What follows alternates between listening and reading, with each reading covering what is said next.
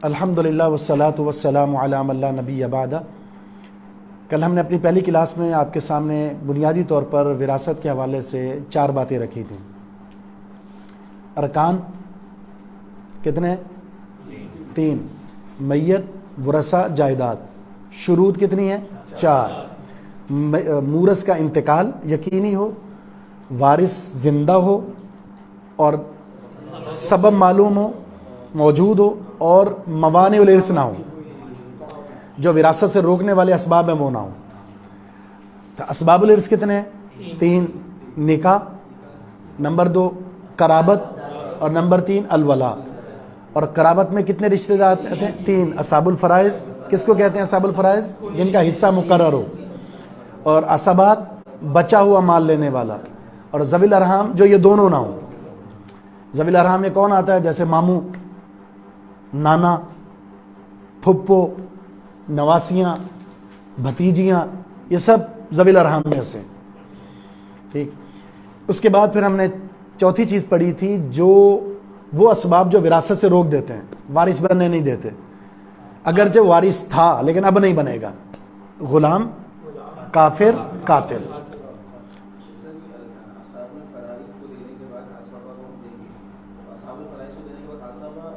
ذوی الارحام کی باری نہیں آئے گی۔ عصبہ کا مطلب بچا ہوا سارا لینے والا، تو جب سارا لے گیا تو پھر آگے جائے گی نہیں، پھر واپس اصحاب الفرائض کے پاس آئے گا۔ اس کو ہاں اس کی تفصیل آئے گی نا ابھی انشاءاللہ۔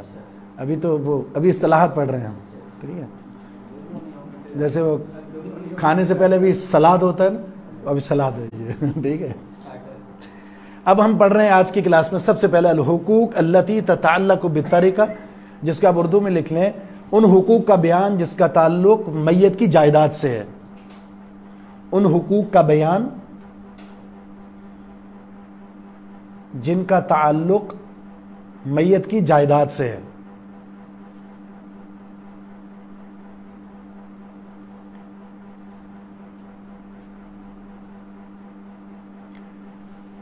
اور وہ 4 حقوق ہیں۔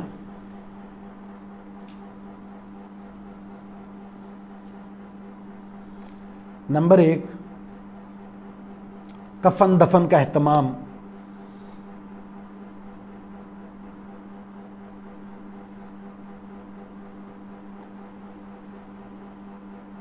المیہ یہ ہے کہ مال کا حرص ہمارے معاشرے میں ایسا ہے، ایسے واقعات بھی سامنے آئے ہیں، میت ابھی کفن اور دفن کے مراحل سے نہیں گزری، وراثت پہ لڑائی شروع ہو جاتی ہے۔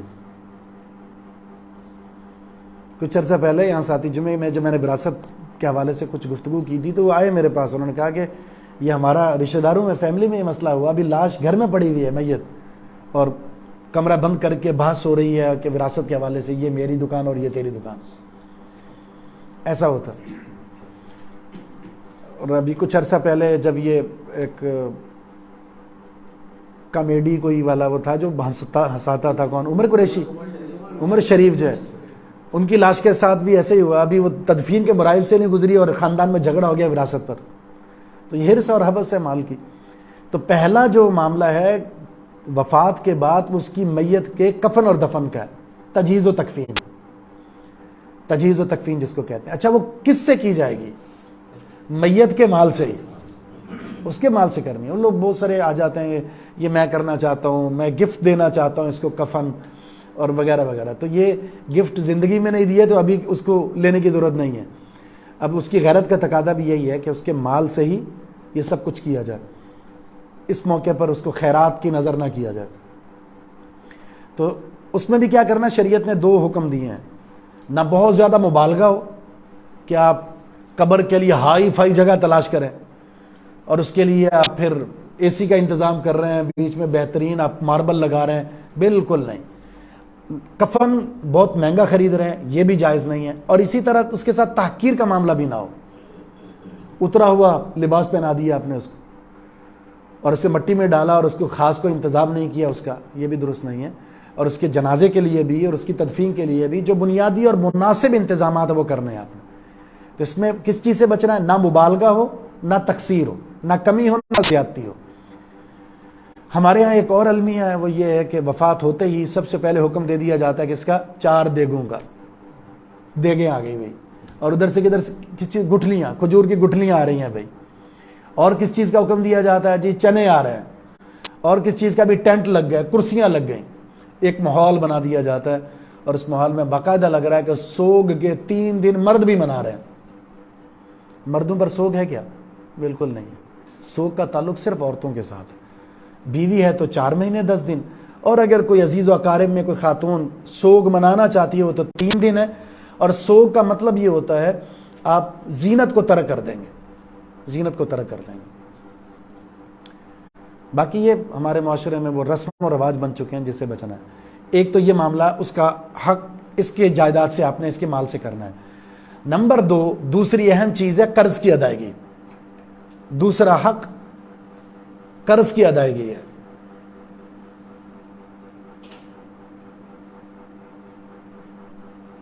ادا الدیون، قرض کی ادائیگی۔ وہ قرض خالق کا ہے یا مخلوق کا؟ خالق کا قرض کیا ہو سکتا ہے؟ حج فرض ہو چکا تھا، بیماری کی وجہ سے نہیں کر سکا، تو اب حج بدل کروایا جائے گا جس نے پہلے سے حج کیا ہوا ہے۔ رمضان میں بیمار ہو گیا، روزے نہیں رکھ سکا، یوں ہی اس کی وفات ہوگی تو روزے رکھوائے جائیں گے ورثاء سے۔ اگر کوئی وارث رکھنے کی استطاعت نہیں رکھتا تو فدیہ دیا جائے گا۔ ایک روزے کا فدیہ کتنا ہے؟ نصف سا، یعنی آدھا سا، 1.25 کلو جو ہے وہ آپ آٹا یا چاول پر روزے کے حساب سے دے دیں۔ یہ تو ہو گیا۔ اسی طرح زکوٰۃ فرض ہے تو زکوٰۃ نکالی جائے گی۔ مخلوق کا قرض کیا ہو سکتا ہے؟ کسی سے پیسے لیے ہوئے تھے، کسی سے کوئی چیز لی ہوئی تھی، کسی کو کوئی چیز دینے کا وعدہ کر لیا تھا، تو یہ بھی اس میں سے آ گیا۔ یہ ساری چیزیں ادا ہوں گی۔ 2 چیزیں ہو گئی۔ اب تیسرا حق وہ ہے وصیت کی تنفیذ، وصیت کا نفاذ۔ اگر میت نے کوئی وصیت کی ہے تو اس کو پورا کرنا۔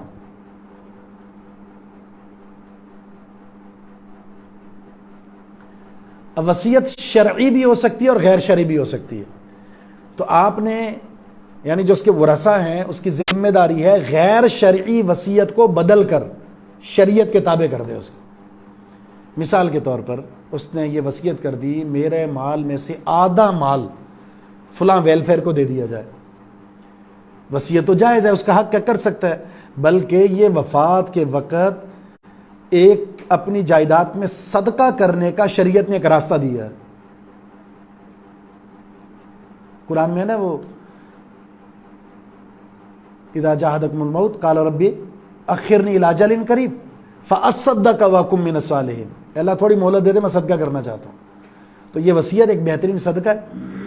تو اس نے نصف مال کا، آدھے مال کا وصیت نامہ جاری کر دیا، تو ورثاء کیا کریں گے؟ شریعت کتنی اجازت دیتی ہے؟ 1/3 کی، 1/3 حصے کی۔ تو وصیت نافذ ہوگی 2 شرطوں کے ساتھ، یہ آپ لکھ لیں۔ تیسرا حق کیا تھا؟ وصیت پوری کی جائے گی لیکن 2 شرطوں کے ساتھ۔ وصیت 2 شرطوں کے ساتھ۔ پہلی شرط یہ ہے کہ وہ زیادہ سے زیادہ 1/3 یعنی 1/3 حصے کی وصیت ہو، زیادہ سے زیادہ کل جائیداد کا 1/3 حصہ، ثلث حصہ، ٹھیک، اس کی وصیت کر سکتا ہے۔ زیادہ سے زیادہ 1/3 حصے کی، ثلث حصے کی وصیت کر سکتا ہے۔ تو اگر اتنی ہے تو نافذ ہوگی۔ اور دوسری شرط یہ ہے کہ وہ غیر وارث کے لیے ہوگی، وارث کے لیے نہیں۔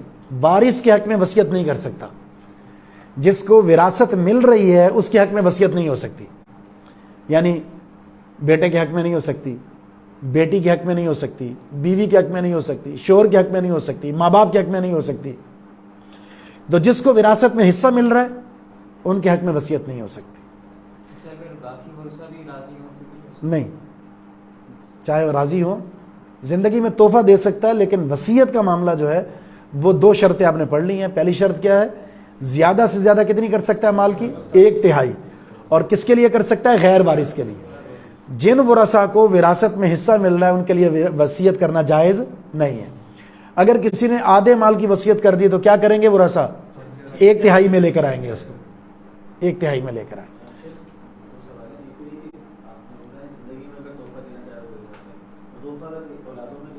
برابر برابر، وہ سب کی رضامندی کے ساتھ ہوگا، تو پھر یہ یا تو واپس لے یا سب کو اتنا دے.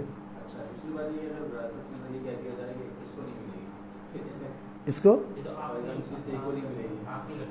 یہ تو کوئی نہیں کر سکتا نا، وہ غیر شرعی ہے بالکل. ٹھیک ہے، اور اگر کوئی وصیت نہیں کرتا تو اس کا اختیار ہے نہ کرے. تو وصیت کا تو آپشن دیا گیا ہے نا، چاہے تو کر لے چاہے تو نہ کرے، لیکن کرنی ہے تو یہ 2 شرطیں اس کے سامنے ہوں گی. تو پہلا حق کیا ہے؟ کفن دفن. کفن دفن، نہ زیادتی ہو نہ کمی ہو اس میں. دوسرا کیا؟ قرض کی ادائیگی، وہ اللہ کا ہے یا مخلوق کا. نمبر 3 وصیت، اگر وہ کر کے گیا تو اس پر عمل کیا جائے گا، لیکن 2 شرطوں کے ساتھ. وہ وصیت 1/3 مال کی ہو یا اس سے کم کی ہو. نمبر 2 غیر وارث کے لیے ہو. اب ہے چوتھا نمبر،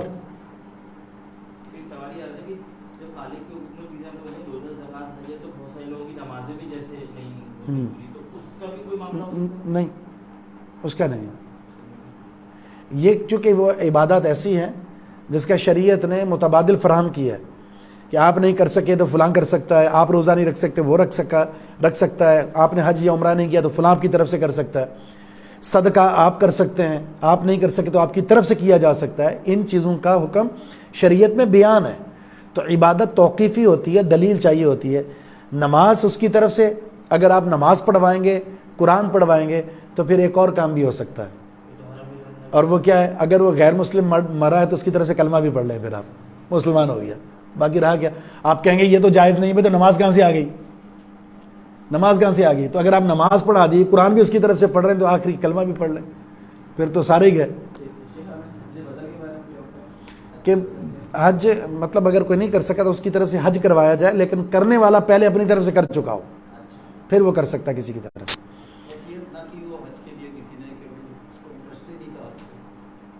نہیں، وصیت کا تعلق ہی نہیں ہے، وصیت کا تعلق ہی نہیں ہے اس سے.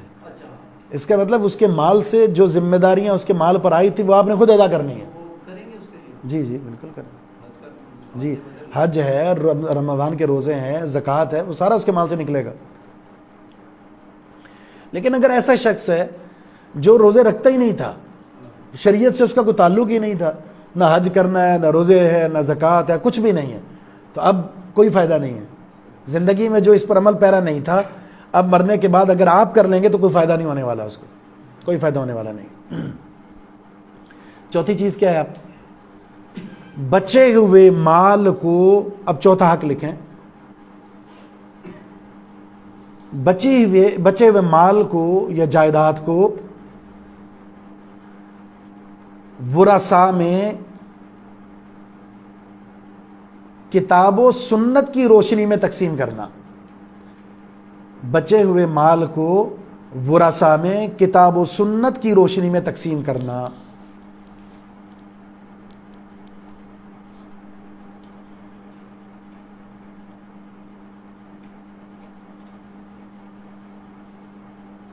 یہ چوتھا کام ہے جو پہلے کیا جا رہا ہوتا ہے. تو اب ہم آئیں گے وراثت کی تقسیم کے حوالے سے. وہ تقسیم کیسے ہوگی؟ اب آپ بولیں گے کفن دفن، تو اس کے لیے کتاب الجنائز. پھر کفن کیسے ہوتا ہے اور دفن کیسے ہوتا ہے؟ تو دوسری بات آئے گی قرض کی ادائیگی، تو اس کا قرض کا بیان وہ الگ بیان ہے. پھر تیسری چیز وصیت میں بنیادی جو شرطیں ہیں وہ میں نے آپ کو بتا دی. اور وصیت کے حوالے سے شریعت کا قانون یہ ہے کہ انسان وصیت لکھ کر رکھے اپنے پاس، اگر وہ کرنا چاہتا ہے. موت کا تھوڑی پتا کسی کو، لکھ کر 2 گواہ بنا کر وصیت رکھ لے. ٹھیک ہے، کاپی کر لے، ایک اپنے پاس رکھ لے، اپنے ورثاء میں سے جس کے نام پر کی اس کو بھی دے دے، اور جو وارث بن رہا ہے جس کے لیے کی اس کو بھی دے دے، اور جس وارث کے حوالے سے اس کو وراثت میں حصہ ملنا ہے اس کو بھی دے دے کہ آپ نے یہ میری وصیت، اس پر عمل کرنا ہے. ان میں سب سے زیادہ اہم جو چیز ہے وصیت کے تعلق سے، آج کے جو دور ہے اس دور میں لوگ اگر کسی کو قرض دیا ہوا ہوتا ہے یا کسی سے قرض لینا ہوتا ہے بتاتے نہیں ہیں. آپ نے لکھ کر رکھا ہوا ہو میں نے اس کو پیسے دینے ہیں اور میں نے اس سے پیسے لینے ہیں. جو پیسے آپ نے لینے ہیں ظاہر ہے وہ ورثاء کا حق ہے، اور جو دینے ہیں یہ آپ کے لیے بہت زیادہ اہم معاملہ ہے. جنت میں شہید بھی نہیں جا سکتا جب تک اس کا قرض ادا نہ ہو جائے. تو پھر اگر آپ نے قرض ادا نہیں کیا اور آپ کا قرض ورثہ کہاں ادا کرتے ہیں؟ ابتدا میں غم بہت زیادہ ہوتا ہے تو اعلان کر دیں جس نے ابا کا سے قرض لینا آ جائے میرے پاس، اس کے بعد نظر ہی نہیں آتے، وہ سم ہی چینج ہو جاتی ہے ان کی. تو ایسی صورت میں یہ ذمہ داری آپ ہی ادا کر کے جائیں اور وہ لکھ کر جائیں میری جائیداد میں ان کو قرض دینا ہے آپ نے. آج کے دور میں لوگ ایک وصیت یہ بھی کرتے ہیں فلاں رشتہ دار سے ملنا نہیں ہے، اس نے ہمارے ساتھ بہت بگاڑ کر رکھی تھی، آپ نے بھی میری وصیت ہے گھر میں نہیں جانا، ان کے تعلقات بائی کارڈ وغیرہ وغیرہ. غیر شرعی وصیت ہے. وصیت یہ کرنی چاہیے دینی احکامات پر عمل کرنے کی کہ آپ نے یہ کام کرنا، یہ نیکی کا کام کرنا، یہ کام کرنا، یہ وصیت کے تعلق سے. اب ہے ہمارا اصل مسئلہ جو ہم بیٹھے ہیں وہ ہے چوتھا کام، وراثت کو کتاب و سنت کی روشنی میں ورثہ میں تقسیم کرنا. اب ہم آتے ہیں اپنے اس مسئلے کی طرف. اگر یہ 1/3 کی وصیت کر کے گیا ہے اور ورثہ اس کا راضی نہیں ہے تو ممکن ہے ایسا یا لازمی؟ یہ تو لازمی ہے، اس پر عمل کرنا لازمی ہے، اس پر عمل کرنا لازمی ہے. اس کو تبدیل نہیں کر سکتے، اس لیے قرآن میں آتا ہے کہ جو اس کو تبدیل کرے گا گناہ ہے اس پر.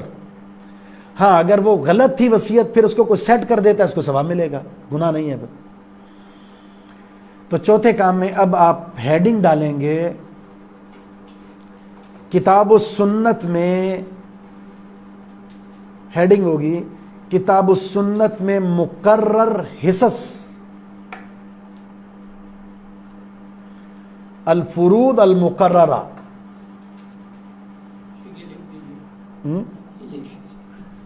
اردو کافی ہے. کتاب السنت میں مقررہ حصص کا بیان یا مقرر حصص کا بیان.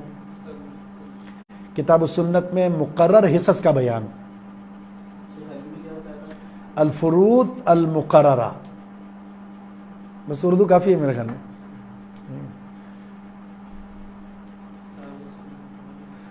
تو قرآن میں 6 حصوں کا ذکر ہے، قرآن میں 6 حصوں کا ذکر ہے. اس کو آپ لکھ لیں، میں بھی لکھ دیتا ہوں بورڈ پہ.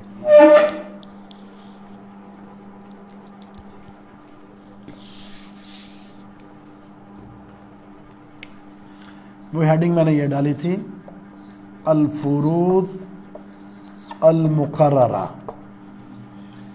اچھا، نمبر 1 النصف،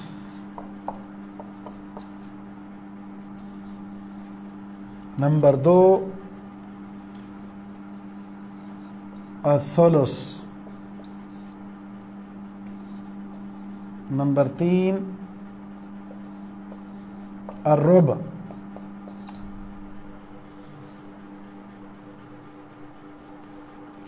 دیکھ لیا آپ نے.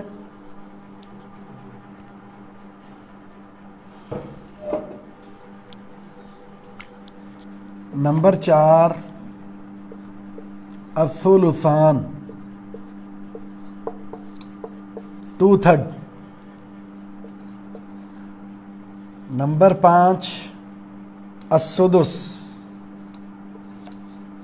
1/6. نمبر 6 الثمن، 1/8.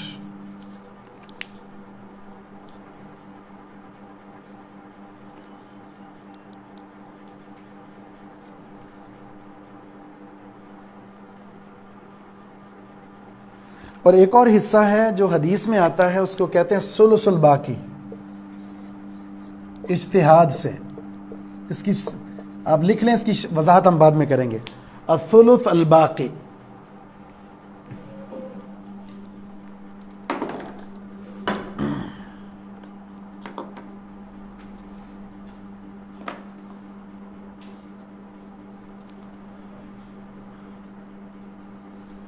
جو آپ نے پڑھا نا اصحاب الفرائض. اصحاب الفرائض کس کو کہتے ہیں؟ جن کا حصہ مقرر ہو. تو وہ جو حصہ مقرر ہے نا وہ یہ ہے، یا تو وہ نصف لیں گے یا ثلث لیں گے یا ربع یا سمن یا سدس یا ثلثان. اصحاب الفرائض جن کا حصہ مقرر ہے.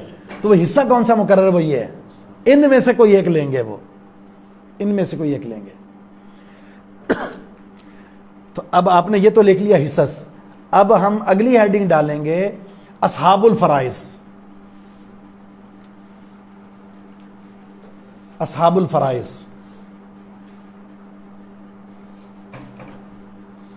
یہ کیا تھے؟ یہ فروض ہیں. ان کو لینے والوں کو کیا کہیں گے؟ اصحاب الفرائض.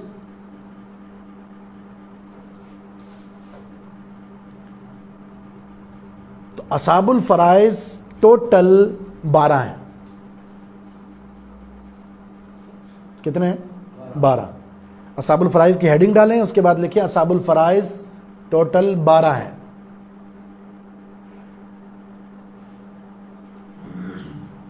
چار مرد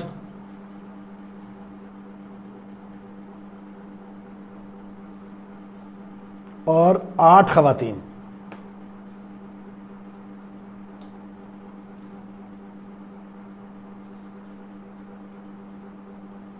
تفصیل اب ان کے نام لکھتے ہیں, کون ہے یہ. نمبر 1 باپ,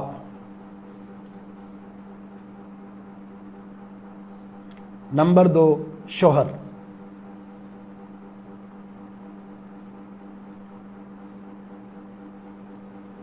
نمبر 3 اخیافی بھائی. اخیافی بھائی جو ماں کی طرف سے ہوتا ہے, ماں ایک ہو باپ الگ الگ.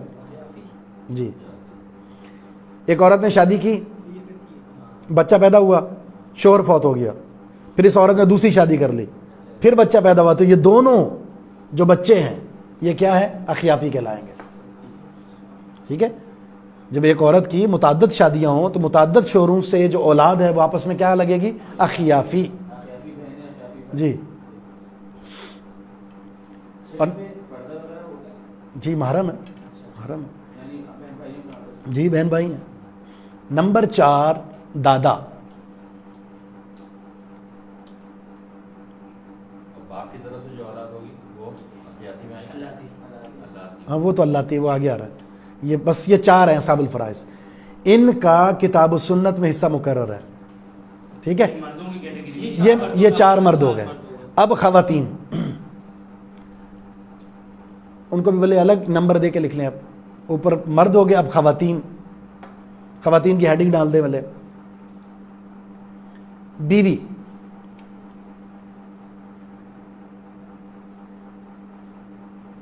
ماں,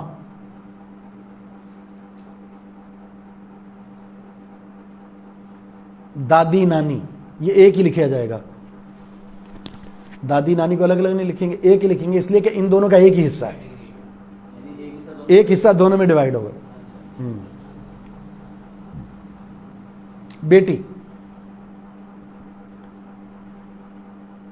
پوتی, سگی بہن,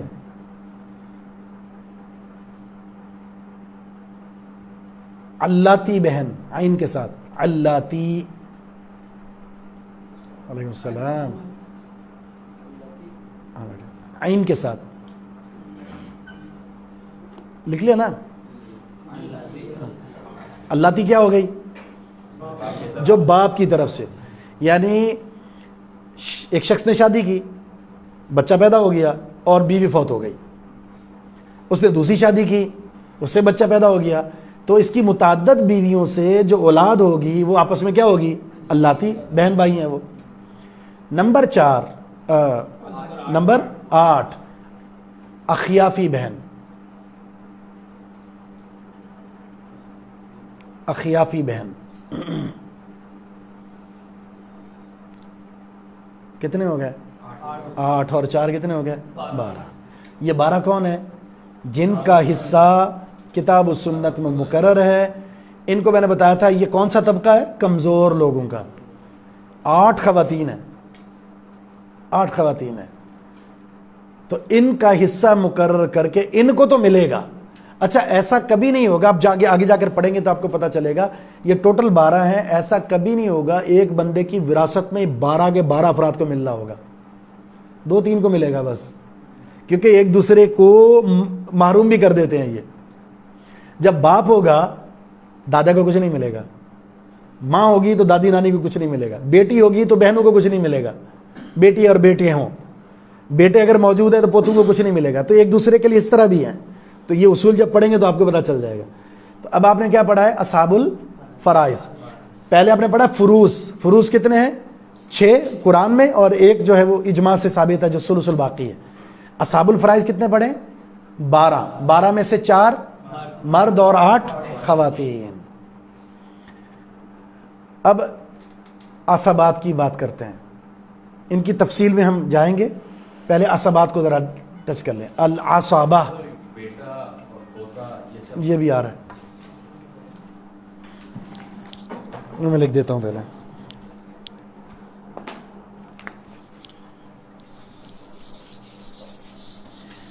کتنی حیران کن بات ہے نا، جس کا حصہ ہی مقرر نہیں وہ پہلے سانپ بن کے بیٹھا ہوا ہوتا ہے. بیٹا مجھے میرا حصہ دو. پہلے سے ہاں. العصبہ کون ہے؟ یہ عصبہ کس کو کہتے ہیں؟ جو 28 کے بعد بچا ہوا مال جو لیتے ہیں. اچھا جب بیٹا ہوگا نا، بیٹا عصبات میں ہر صورت مال بچے گا. جب عصبات میں بیٹا ہوگا ہر صورت بچے گا. بیٹا نہیں ہے تو پھر کوئی بات پتہ نہیں ہے بچے گا یا نہیں بچے گا، پھر گارنٹی نہیں ہے، کیونکہ باپ اور دادا اصحاب الفرائض میں سے ہیں، وہاں سے لے چکے ہیں. وہ یہاں گریبی میں بھی کھڑے ہوئے ہیں، وہ بچا ہوا مال لیں گے. اس لیے چانس کبھی ہوتا ہے بچ جاتا ہے، باپ کو پھر مل جاتا ہے اور کبھی نہیں ملتا. لیکن جب بیٹا ہو تو لازماً بچے گا، اور زیادہ ہی بچتا ہے، زیادہ ہی بچتا ہے. تو جی لغوی معنی کہتے ہیں مضبوط کرنا، مضبوط کرنا. وہ عصبہ جماعت کو بھی کہتے ہیں، طاقتور جماعت کو. تو اس کے عصبات کی 4 جہتیں ہیں. کتنی جہتیں؟ 4 جہتیں ہیں. نمبر 1،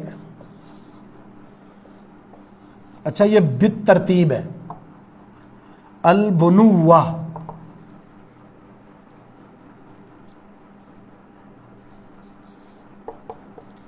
بیٹے پوتے.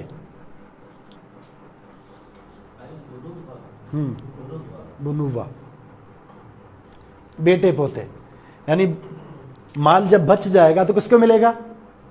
بیٹے کو. اور اگر بیٹا نہیں ہے تو پوتا، اور پوتا نہیں ہے تو اگر پوتے سے بھی آگے پڑ پوتا ہے تو اس کو ملے گا. پہلے اس لائن کو کلیئر کرنا ہے اپنے ترتیب سے. اب جو لکھا جائے گا ترتیب سے بچہ. اچھا پہلے سٹیپ میں اگر کوئی ہوگا باقی کسی کو نہیں ملے گا. ہم 4 لکھیں گے نا ابھی، تو اگر بیٹا موجود ہے باقی سب گر گئے، ختم، سوچے بھی نہ، سوال ہی پیدا نہ ہو ملے گا. اس طرح پوتا بھی اور بیٹا بھی ہے تو بیٹے کی موجودگی میں پوتے کو بھی نہیں ملے گا. اس طرح میں اگر لکھ دیتا ہوں پڑ پوتا، تو پہلا نمبر کس کا ہے؟ بیٹا نہ ہوا تو پوتا، پوتا نہ ہوا تو پڑ پوتا ہے. ٹھیک، یہ کلیئر ہوا. نمبر 2، الابوہ، باپ دادا.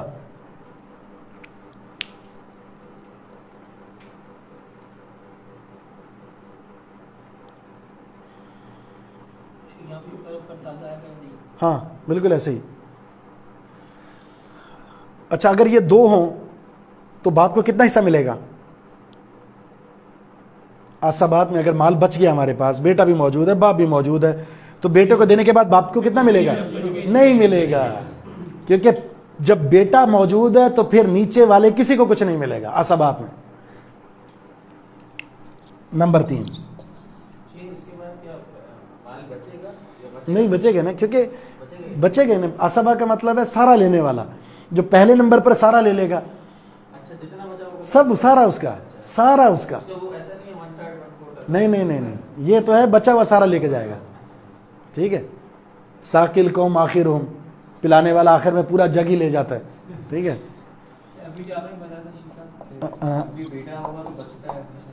بیٹا ہاں مطلب اصحاب الفرائض کو دینے کے بعد بچے گا ضرور بیٹے کے لیے. اور اگر بیٹا نہیں ہے تو پھر بچنے کی کوئی گارنٹی نہیں ہے. اخوہ، بھائی. اس میں کون آئے گا؟ اس میں آئے گا سگے بھائی، اللاتی، اور ان کی مذکر اولاد. وہ بھی میں آپ کو ترتیب سے بتاتا ہوں. ان کی مذکر اولاد، سگے بھائی، اللاتی بھائی اور ان کی مذکر اولاد. یعنی سگے بھائی کے بیٹے میت کے کیا لگیں گے؟ بھتیجے. اللاتی بھائی کے بیٹے وہ بھی اس کے اللاتی بھتیجے لگے. تو یہ ترتیب ہے. اگر بیٹا موجود ہے تو ان دونوں کو نہیں ملے گا, اور اگر باپ موجود ہے تو بھائیوں کو نہیں ملے گا. اگر بھائی موجود ہے تو بھائی کی سگا ہے تو اللہ کو نہیں ملے گا. یہ بھی سٹیپ ہے بالترتیب.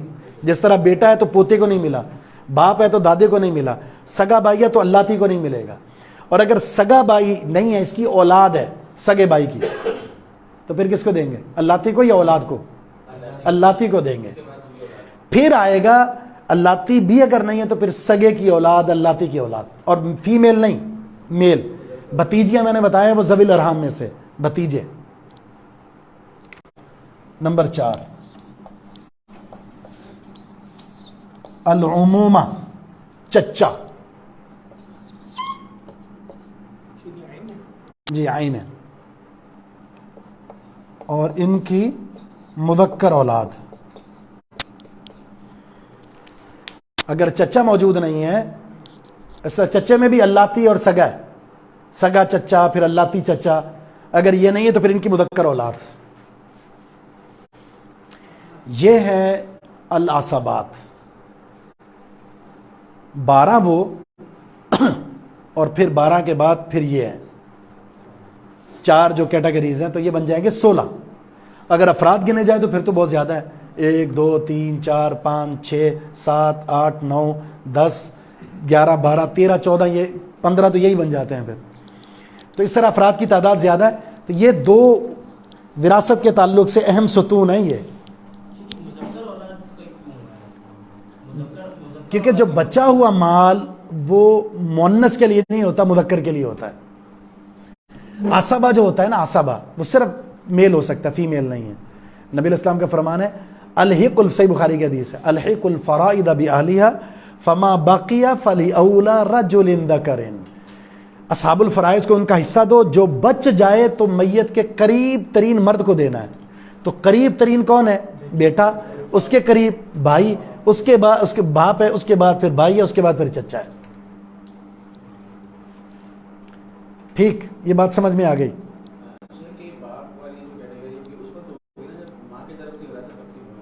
کسی کی طرف سے بھی میت کا, یہ جو رشتے ہیں نا میت کے, میت کا بیٹا, میت کا باپ, میت کا بھائی, میت کا چچا, رشتے ہمیشہ بیان کرنے چاہیے. اور جب بیان ہو رہے ہیں تو اس کو اس زاویے سے لینا ہے کہ یہ میت کے رشتے بیان ہو رہے ہیں.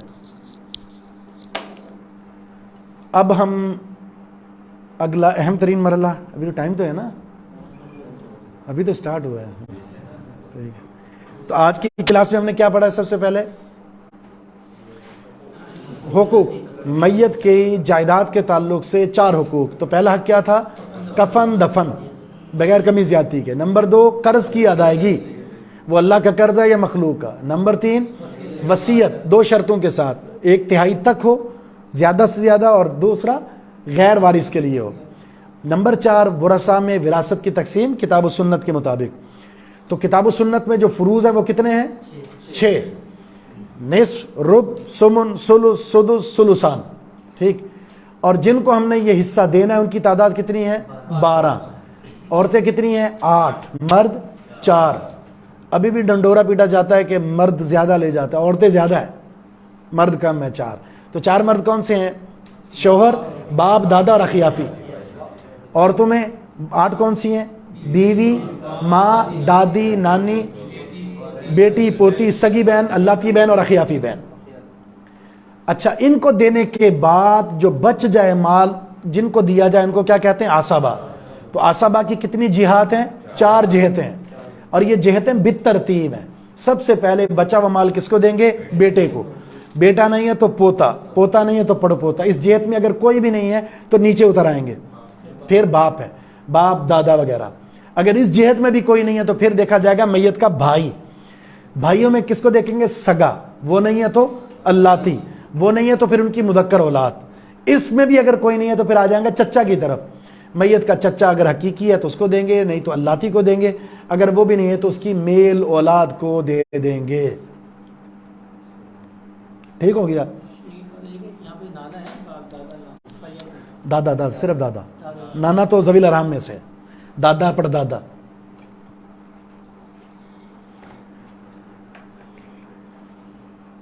کل ملا کر کل اور آج کا اب ہم جس مرحلے کی طرف بڑھ رہے ہیں نا، جس مرحلے کی طرف اب ہم بڑھ رہے ہیں، اس کے لیے ان دونوں چیزوں کا کھوپڑی میں ہونا ضروری ہے. اور جب تیسرا مرحلہ یہ مرحلہ مکمل ہوگا، جو چوتھا آئے گا، اس کے لیے تینوں کو یاد کرنا ضروری ہے. اگر آپ مطلب کلاس میں پڑھا اور جا کے کل پھر وہ ڈائری کو جھاڑا اور آ گئے واپس، تو مشکل ہوگی. اس کے لیے ایک دفعہ یاد کر کے اس کو دیکھ کر آیا کریں، تاکہ وہ باتیں آپ کو یاد ہوں. پھر اگلی نئی بات آئے گی تو وہ جڑے گی آپس میں. ہمیشہ جب گھر بنتا ہے نا، تو جہاں دیوار ہوتی ہے، اس دیوار کے بعد جب دیوار اٹھائی جاتی ہے تو آپس میں ملتی ہے نا، تو اس کو جوڑا جاتا ہے آپس میں. تو اس کو جوڑنا ہے آپ نے، تو وراثت میں انشاءاللہ مہارت حاصل ہوگی. ہمارا انشاءاللہ احوال، اب ہم ان 12 جو ورثہ ہم نے پہلے بیان کیے، ان کے حالات بیان کریں گے. اب آپ کو ہر ایک کو کس وقت کیا ملے گا، نصف کون حقدار ہے، نصف کا ربع کا حقدار کون ہے، ثلث کا حقدار کون ہے، یہ ہم بیان کریں گے. تو ان حالات کو یاد رکھنا بہت ضروری ہے، سب سے زیادہ ضروری بات یہ ہے. اس کے بعد ہم جب پریکٹس کریں گے نا، ایک میں نے سوال لکھنا ہے یہاں پر، اس کے بعد آپ سے کہوں گا کہ اس کو حل کریں. آپ کچھ عرصہ میں کرواؤں گا، کچھ آپ نے کرنا ہے. تو اس کے لیے جب حالات یاد ہوں گے، بیٹے کے حالات کیا ہیں، بیٹی کی حالات کیا ہیں، ماں کی حالات کیا ہیں، تو پھر آپ کو یاد ہوگا انشاءاللہ. تو اب ہیڈنگ ڈالیں کتاب میں بڑی سی.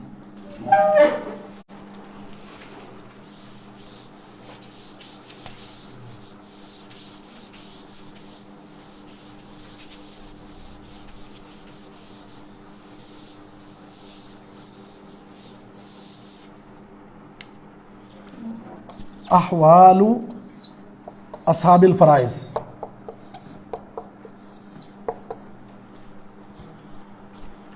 احوال اصحاب الفرائض یعنی اصحاب الفرائض کے حالات کا بیان. اس کے ساتھ اور اضافہ کر دیں فی المیراث، وراثت میں اصحاب الفرائض کے حالات. یہ ہیڈنگ ہے.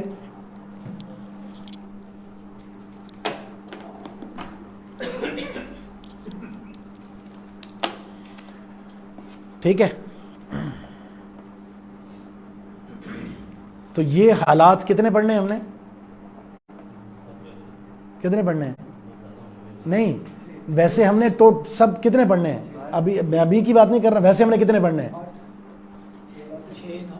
6 ہیں، 12. اصحاب الفرائض کتنے ہیں؟ 12 ہیں. تو اصحاب الفرائض کے حوال پڑھنے ہیں نا، تو 12 ہیں وہ. تو اب آپ نے ان کو نمبر وائز لکھنا ہے. سب سے پہلے لکھیں شوہر کے وراثت میں احوال. شوہر کے وراثت میں احوال.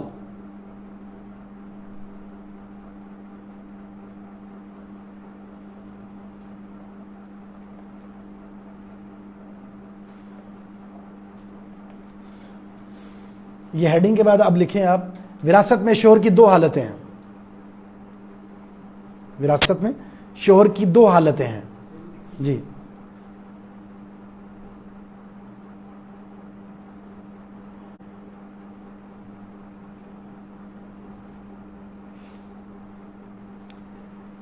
نمبر 1 اس کو نمبر سے ڈال لیں، یا پھر اب الف کر لیں آپ، تاکہ وہ نمبر کی مکسنگ نہ ہو جائے. الف النصف.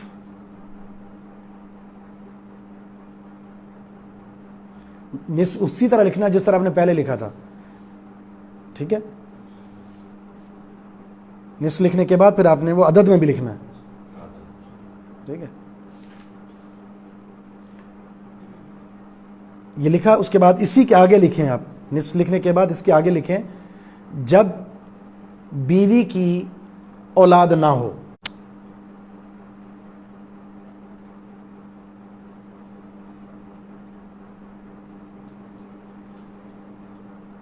اس شوہر سے یا کسی اور شوہر سے، یعنی بیوہ سے آپ نے شادی کی ہے، یہ بھی تو ہو سکتا ہے نا، بیوہ سے شادی کی اور پہلے سے صاحب اولاد تھی. اس شوہر سے یا کسی اور شوہر سے. تو شوہر کے نصف کے لیے شرط کیا ہے؟ بیوی کی اولاد نہ ہو. تو یہ جو نصف مل رہا ہے یہ کس کی جائیداد سے مل رہا ہے؟ بیوی. فوت کون ہوئی ہے؟ بیوی فوت ہوئی ہے. تو بیوی کی اولاد نہیں تھی اور وہ فوت ہو گئی، تو شوہر کو اس کی جائیداد سے، کل جائیداد سے آدھا حصہ ملے گا. نمبر 2 بلکہ با لکھ لیں. الربع 1/4.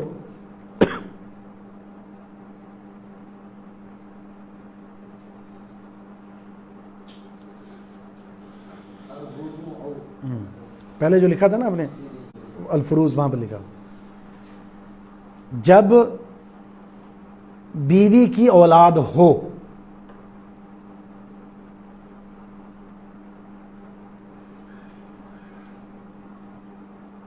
کسی بھی شوہر سے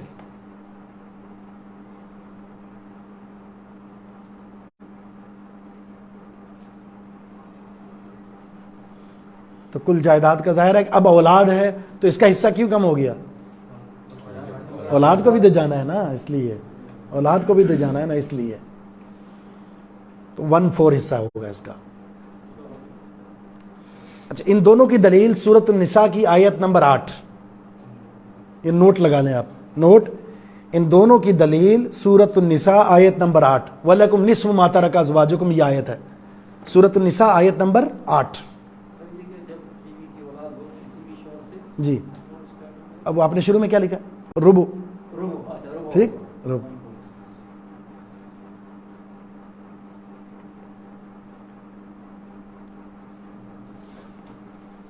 اب ہم کیا لکھنے والے ہیں؟ تو یہ تو شوہر کے حالات مکمل ہو گئے. اب ہم بیوی کے حالات بھی لکھ لیتے ہیں تاکہ یہ دونوں فارغ ہو جائیں. سب سے زیادہ مسئلہ بھی ان دونوں کا ہوتا ہے، ان کو پہلے فارغ کر دیتے ہیں. ٹھیک ہے، اور آیت میں دونوں کا ذکر ایک ساتھ ہے. تو اب نمبر 2 ڈالیں گے آپ. نمبر 2 ڈال کے لکھیں احوال الزوجۃ فی المیراث، بیوی کی وراثت میں حالتیں. بیوی کی وراثت میں حالتیں.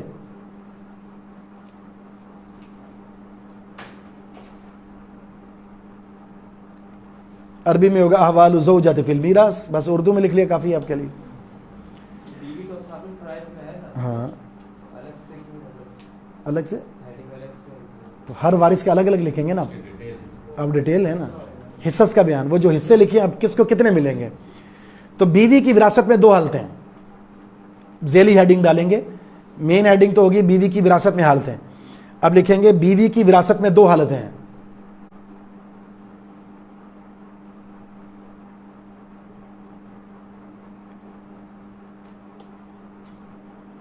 الف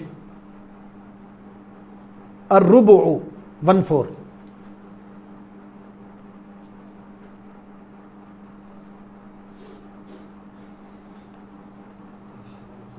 جب شوہر کی اولاد نہ ہو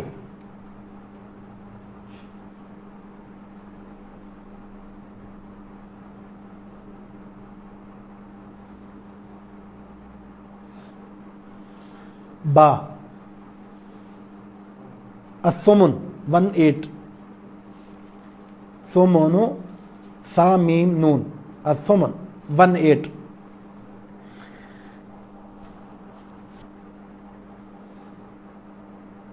جب شوہر کی اولاد ہو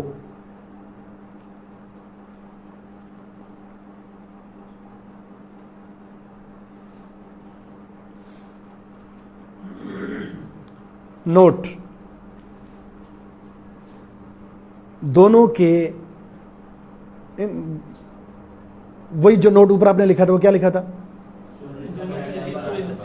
ان دونوں کی دلیل سورۃ النساء کی آیت نمبر 8 ہے. وہی سیم وہی لکھ دیں.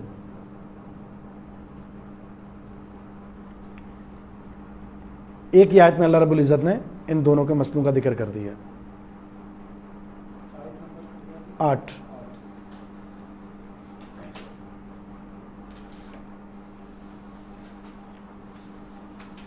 اچھا، اب ہم نمبر 3 ڈالیں گے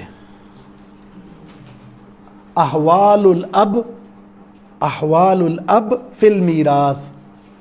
مین ہیڈنگ ہے 3 نمبر ڈال کر احوال الاب فی المیراث، باپ کی وراثت میں حالتیں.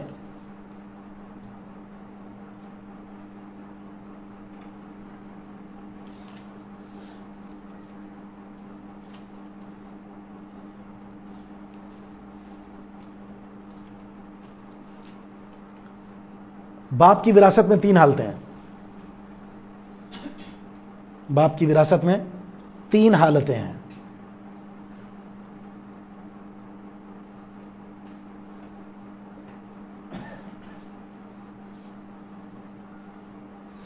نمبر 1 السدس، سدس سین کے ساتھ 1/6.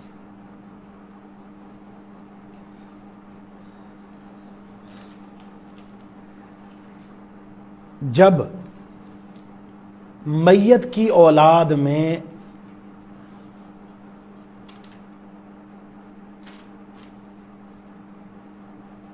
بیٹے ہوں،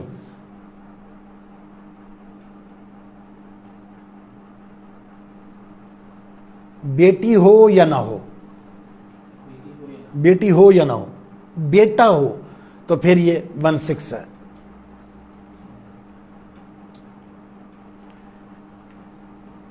کیا حصہ ہے؟ 1/6. کب؟ جب میت کی اولاد میں بیٹے ہیں. ایک بیٹا ہے، 2 بیٹے ہیں، بیٹی ہو یا نہ اس سے کوئی فرق نہیں پڑتا، بیٹا ہونا چاہیے. نمبر 2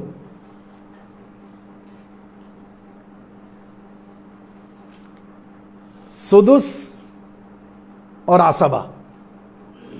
سدس اور عصبہ نمبر 2 پہ لکھیں گے. باپ ہے، جی باپ ہے. سدس 1/6 اور اس کے بعد لکھیں پلس یعنی اور عصبہ. ہاں عصبہ بچا ہوا مال بھی لے گا یہ والد. جی ایک صورت یہ ہے جہاں دونوں جگہ ہاتھ لگیں گے ان کے، وراثت فرض کے طور پر بھی اور بچا ہوا مال بھی لیں گے.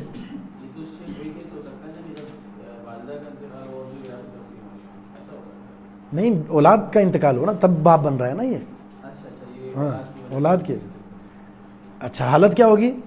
کیا آپ نے لکھا؟ سدس اور عصبہ. جب میت کی اولاد میں صرف بیٹیاں ہوں،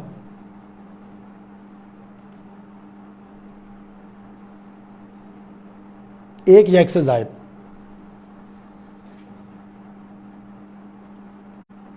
جب میت کی اولاد میں صرف بیٹیاں ہوں، ایک یا ایک سے زائد بیٹے نہ ہوں.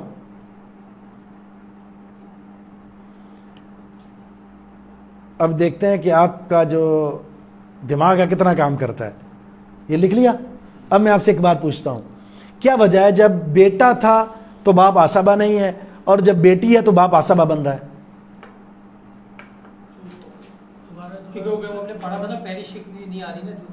ہاں میں سوال سن لیں پہلے.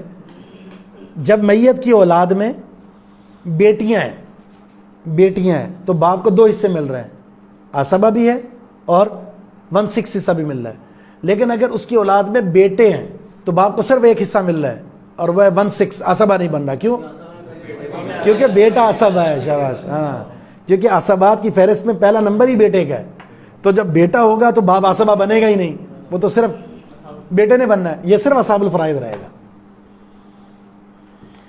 نمبر 3 ہاں اس کو الف با کے بعد جیم لکھیں.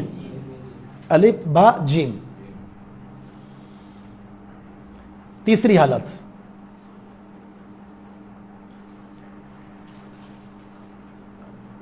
عصبہ فقط. تیسری حالت میں کیا لکھیں گے؟ عصبہ فقط یعنی صرف عصبہ. جب میت کی اولاد ہی نہ ہو، جب میت کی اولاد ہی نہ ہو تو بچا ہوا سارا مال باپ کا.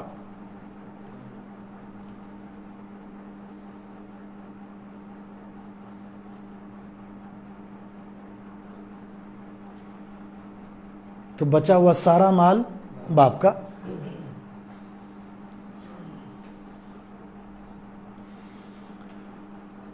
ہو گئی مکمل. اب آپ مجھے بتائیں شوہر کو نصف کب ملے گا؟ بیوی کی اولاد نہ ہو. فوت کون ہوا ہے؟ بیوی. تو اگر ہم شوہر کو رب دینا چاہیں تو کب دیں گے؟ جب بیوی کی اولاد ہو. بیوی کو رب کب ملے گا؟ جب شوہر فوت ہوا اور اس کی اولاد نہیں تھی. بیوی کو سمن کب ملے گا؟ جب شوہر فوت ہوا اور اس کی اولاد تھی. باپ کو 1/6 اور عصبہ کب ہوگا؟ وہ جب بیٹیاں ہوں. بیٹیاں ہوں، صرف بیٹیاں، ایک یا ایک سے زائد، بیٹے نہ ہوں. باپ صرف سدس 1/6 کب لے گا حصہ؟ جب بیٹے ہوں، ایک یا ایک سے زائد. بیٹیاں ہوں یا نہ، اس سے کوئی فرق نہیں پڑتا. باپ عصبہ کب بنتا ہے؟ بچا ہوا سارا مال جب اولاد ہی نہ ہو. اب اس مسئلے کو میں بورڈ پر حل کر کے دکھاتا ہوں، یہ مسئلہ حل کیسے ہوتا ہے. مثال کے طور پر ایک شخص فوت ہو گیا ہے اور آپ کو اس نے مسئلہ پوچھا ہے. ہم لکھیں گے میت. ٹھیک، مثال کے طور پر میت ہے بیوی. بیوی فوت ہو گئی. ورثہ میں اپنے کتنے پڑھے ہیں ابھی؟ 3 ورثہ پڑھ لیں نا، بیوی، شوہر اور باپ. بیوی ہوگی فوت، اب باقی بچا کون؟ شوہر اور باپ. سوال ایسے حل ہوتا ہے. ٹھیک ہے، فوت ہونے والے کو میت کے سامنے لکھا گیا. اب جو ورثہ ہیں اب دیکھیں گے ہے کون، اور بہت سارے ہو سکتے ہیں، لیکن چونکہ ہمارے پاس ہم نے پڑھے ہی 2 ہیں تو ہم 2 لکھتے ہیں یہاں پر، شوہر اور باپ. تو ہم نے اس صورت میں شوہر کو کیا حصہ دینا ہے؟ تو اب بتائیں نا مجھے، کرنٹ پوزیشن میں یہی وارث ہے، اس میں لے گا. اس کی اولاد ہے؟ کیسے پتا چلا ہے؟ اگر ہوتی تو لکھا ہوتا نا، یہاں پر یہاں لکھا ہوا تھا مثلا بیٹا تو اولاد ہے، یا نہیں لکھا ہوا تو اس کا مطلب ہے ہی ہے. تو کیا دیں گے؟ نصف. باپ، کیونکہ مرنے والے کی اولاد ہی نہیں ہے تو پھر باپ کی کون سی حالت ہے؟ یہ باپ کی آپ نے جو لکھا کون سی حالت ہے؟ تیسری حالت ہے. ٹھیک ہے، اب آپ نے میت کی کل جائیداد کے کرنے ہیں 2 حصے. کتنے کرنے ہیں؟ 2 حصے. اس کو لکھتے ہیں یوں، ترکہ. مثلا 2 ہیں، 2 گھر ہیں، 2 گاڑیاں، 2 دکان، 2 کروڑ، جتنے بھی ہیں، 2 لاکھ، 2,000. ایک ادھر دیا، کتنا دے دیا شوہر کو ہم نے؟ آدھا دے دیا. باقی کتنا بچ گیا؟ جتنا بچ گیا وہ آدھا بچا، وہ آدھا ادھر آ گیا. جائیداد تقسیم ہو گئی. جائیداد تقسیم ہو گئی. ٹھیک، اب ہم کرتے ہیں بیوی کو مار دیتے ہیں. اس کا بھی تو حق ہے نا زندہ رہنے کا. ٹھیک ہے، شوہر مار دیا آپ نے.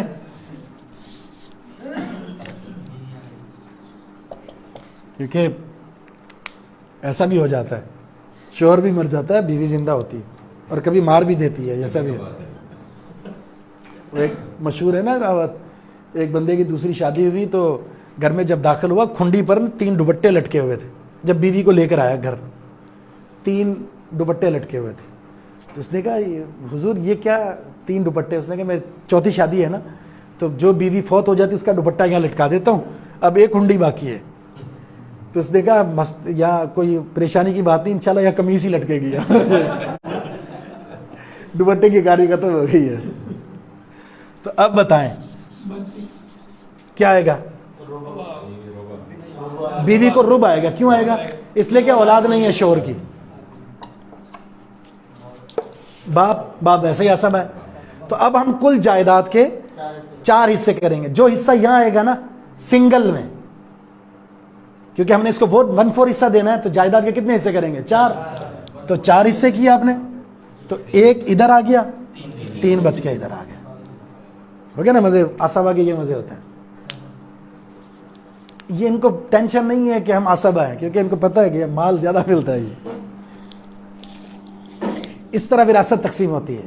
یہ تو ایک چھوٹی سی مثال ہے. جب سارے ورثہ پڑھ لیں گے پھر پورا خاندان مارنا ہے ہم نے، اس کے بعد بورڈ پر لکھ کر اس کو حل کرنا ہے. جتنی پریکٹس کریں گے آپ اتنے زیادہ استاد بن جائیں گے. اس گیم کا سب سے زیادہ تعلق پریکٹس کے ساتھ ہے. ایک تو آپ کو حوالے یاد ہونے چاہیے، کس کی کیا حالت ہے، کس کو کیا حصہ ملتا ہے، بس اس کے بعد پھر باقی معاملات آسان ہیں. یہ جی کافی ہوگا انشاءاللہ. بالکل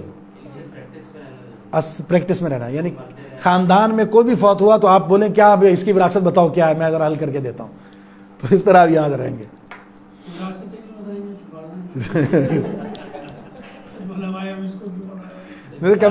نہیں نہ بھی ہو، نہیں نہ بتائیں تو آپ گھر چلے جائیں، آپ بولیں کہ گھر کا یہ ویلیو ہے، اس حساب سے آپ تقسیم کر کے آ جائیں ان کی بھائی. ہاں جی کرنا لازمی ہے. بیوی تو سب سے قریب تھا اور اس کو 1/4 دے رہے ہیں اور 3 حصے باپ کو دے رہے ہیں. کس کے؟ ایسا کیوں؟ بیوی اس کی وجہ یہ ہے کہ یہ خونی رشتہ ہے، یہ خونی رشتہ ہے.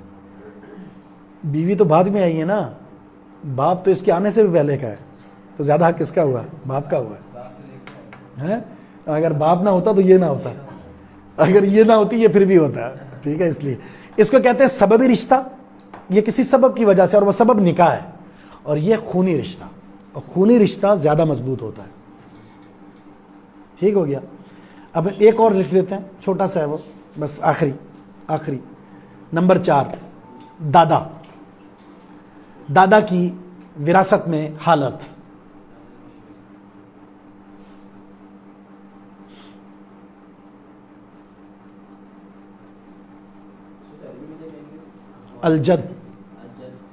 الجد الصحیح احوال الجد فی المیراث. دادا کی وراثت میں حالت. سدس 1/6 ایک میت دادا کی وراثت میں ایک ہی حالت ہے.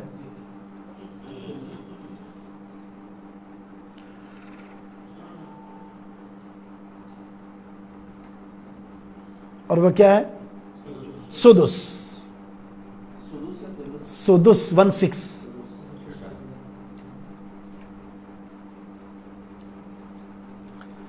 جب میت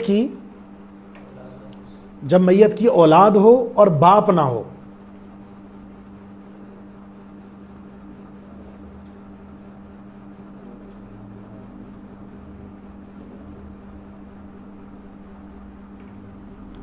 اصل جو شرط ہے نا وہ یہ ہے کہ میت کی اولاد، میت کا باپ نہ ہو، تو پھر دادے کو کیا ملے گا؟ 1/6 ملے گا. 1/6. اگر باپ ہوا تو اصل کون ہے، باپ یا دادا؟ وراثت میں ایک قاعدہ کلی اور ذہن میں رکھ لیں، جو قریبی رشتہ دار ہے وہی وارث بنے گا، اور جو دور ہوگا وہ قریب کی وجہ سے محجوب ہو جائے گا. تو دادا کس کی وجہ سے گیا؟ باپ کی وجہ سے. پوتا کس کی وجہ سے گیا؟ بیٹے کی وجہ سے. پوتی کس کی وجہ سے گئی؟ وہ بھی بیٹی کی وجہ سے، بیٹے کی وجہ سے. تو اقرب جو میت کے ہوگا وہ وارث بنے گا، جو ابعد ہے، دور ہے، وہ محجوب ہو جائے گا. تو جائیداد میں دادے کی جو حالت ہے وہ 1/6 کی ہے، لیکن ایک شرط کے ساتھ کہ جو میت کا باپ نہ ہو، میت کا باپ نہ ہو.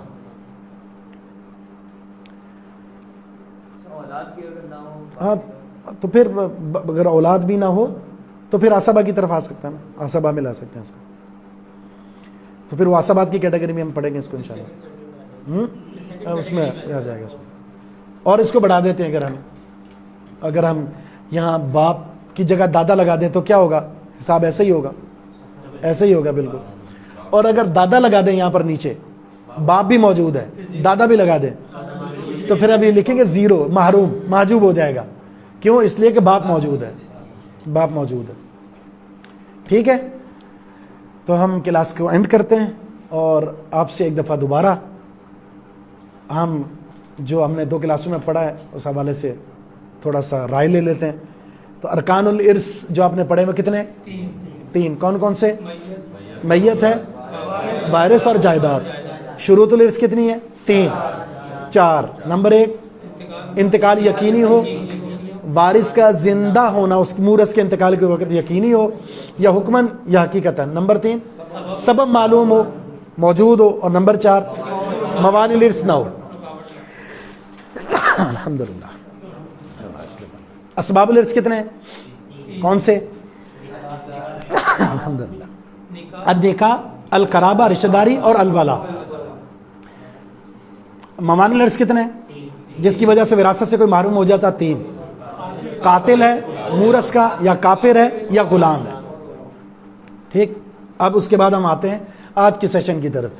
میت کی جو جائیداد ہے اس سے متعلق کتنے حقوق ہیں؟ 4 بالترتیب ہیں. وہ سب سے پہلے کیا کریں گے؟ کفن دفن. نمبر 2 قرض کی ادائیگی، قرض اللہ کا ہے یا مخلوق کا.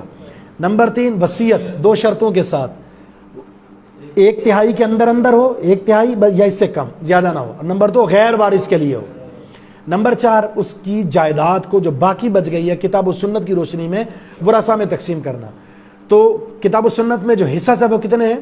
6 جو آپ نے پڑھ لیے، نصف، ربع، ثلث، سدس، ثلثان اور ثمن۔ ایک ثلث باقی ہے جس کی تفصیل آگے آئے گی۔ اصحاب الفرائض کتنے ہیں؟ 12۔ مرد کتنے ہیں؟ 4۔ وہ کون سے ہیں؟ شوہر، باپ، دادا، اخیافی بھائی۔ اخیافی کس کو کہتے ہیں؟ جو ماں کی طرف سے ہو۔ عورتیں کتنی ہیں؟ 8۔ بیوی، ماں، دادی، نانی، بیٹی، پوتی، سگی بہن، اللاتی بہن، اخیافی بہن۔ ٹھیک، ان احوال میں سے اچھا آصبہ کس کو کہتے ہیں؟ جو بچا ہوا مال لے رہے۔ آصبات کی جہد کتنی ہے؟ 4۔ سب سے پہلے بیٹا، پوتا، پڑپوتا بالترتیب۔ نمبر 2 باپ، دادا وغیرہ۔ نمبر 3 بھائی سگا، اللاتی یا ان کی مذکر اولاد۔ نمبر 4 چچا یا چچا کی سگا چچا یا اللاتی چچا اور ان کی مذکر اولاد بالترتیب۔ اس کے بعد پھر ہم نے احوال پڑھے ہیں۔ احوال میں بیوی شوہر کی حالت 2 حالتیں پڑھی ہیں، ربع اور نصف۔ نصف کب ملے گا؟ جب بیوی کی اولاد نہ ہو۔ ربع کب ملے گا؟ جب بیوی کی اولاد ہو۔ بیوی کو ربع کب ملے گا؟ جب شوہر کی اولاد نہ ہو۔ بیوی کو سمن کب ملے گا؟ جب شوہر کی اولاد ہو۔ باپ کی کتنی حالتیں پڑھی ہیں آپ نے؟ 3۔ صرف سدس ملے گا جب بیٹے ہوں، بیٹیاں ہوں یا نہ ہو۔ سدس اور آصبہ جب صرف بیٹیاں ہوں، 1 یا 1 سے زائد بیٹے نہ ہوں۔ باپ آصبہ کب ہوتا ہے؟ بچا ہوا مال سارا لے لیتا ہے جب میت کی اولاد ہی نہ ہو۔ دادا کیا حصہ لیتا ہے؟ 1/6 جب باپ نہ ہو۔ یہ ہو گیا ہمارا آج کا اور کل کا مکمل خلاصہ۔ ٹھیک ہے، سبحانک اللہم و بحمدک، اشہد ان لا الہ الا انت، استغفرک و اتوب الیک۔